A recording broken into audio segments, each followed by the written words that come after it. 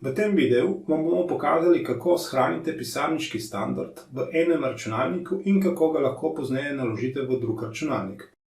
Officeov standard vključuje vse opise komponent, sloje, priljubljene, ki ste jih shranili v mapo Office in podobno. Odprite Alt meni, ki ste ga namestili z Altplanom. Najprej je treba Altplanu zagotoviti podshranjevanje, v katero bo shranil standard ali projekte. Pojdimo na konfiguracijo podshranjevanja. Prej smo na želeni lokaciji ustvarili zemljevid, kamor zdaj navajamo Altplan. Po nastavitvi poti lahko preidemo na zavarovanje, ustvari vse mape standard pisarne. Nato kliknete v redu in počakajte, da se stiskanje datoteke konča.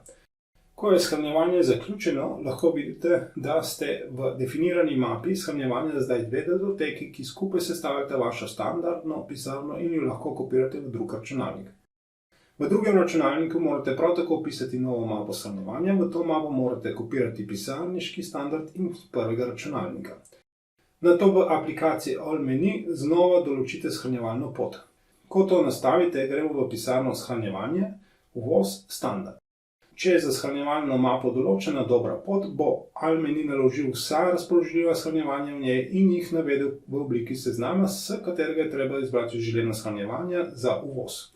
V našem primeru je na voljo samo eno shranjevanje, zato moramo samo klikniti v redu. Hvala vam za vašo pozornost in želimo vam prijetno delo v Altplanu.